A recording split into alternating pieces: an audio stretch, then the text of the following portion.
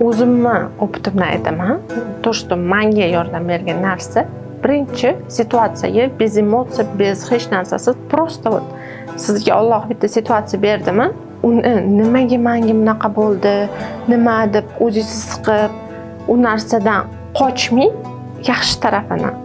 То есть o'zingizdan ham yomonroq keysga qarab, bitta pog'ona past tarafga qarab ko'rsangiz, siz sразу o'zingizga kelasiz. Bir xil farzandlarni вообще tug'iladi, yashamaydi.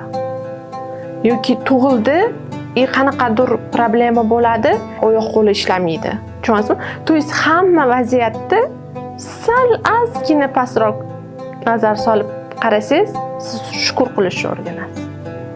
Kichkina narsaga shukr qilishni boshlagandan keyin odam qabul qilishi oson bo'ladi.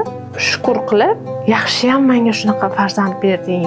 Chunki yurmaydigan bolalar bor, qimillolmaydigan, ovqat yemaydigan farzandlar bor. Bir xil situatsiyalarda biz o'ylaymiz-da, mana shu muammo faqat menda bor. Men eng baxtsiz insonman deb o'ylaysiz. Lekin sal o'zingizdan boshqa tarafga bundoq qarasangiz, boshqa bir insonni ko'rsangiz, unda bunaqa ekan, voy menda unaqa emas deysiz, o'zingiz ichingizdan uyalasizda, qanaqa ham noshukrman deysiz deb qolasiz.